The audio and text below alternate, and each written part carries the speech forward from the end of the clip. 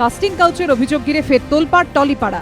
সিনেমায় কাজ পাইয়ে দেওয়ার নাম করে উঠতি মডেলকে ধর্ষণের অভিযোগে গ্রেফতার অভিনেতা চিত্রগ্রাহক অনিকেত দা।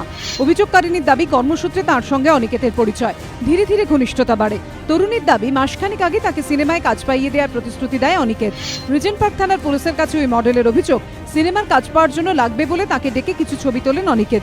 জোর করে কিছু আপত্তিকর ছবিও তোলা হয়। কিছুদিন পর আপত্তিকর সেই সব ছবি ফাঁস করে দেওয়ার হুমকি দিয়ে অনিকেত ব্ল্যাকমেইল করা শুরু করেন বলে দাবি তরুণীর।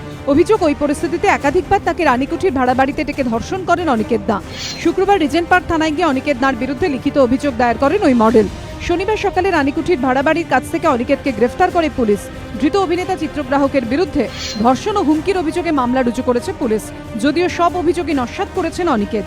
এদিন আদালতে গোপন জবানবন্দি দেন অভিযোগকারিনী। অভিযুক্ত অনিকেত দাকে 6 আগস্ট পর্যন্ত পুলিশ হেফাজতের নির্দেশ দেয় আদালত। পার্থপ্রতিম ঘোষের রিপোর্ট, এবিপি আনন্দ, কলকাতা।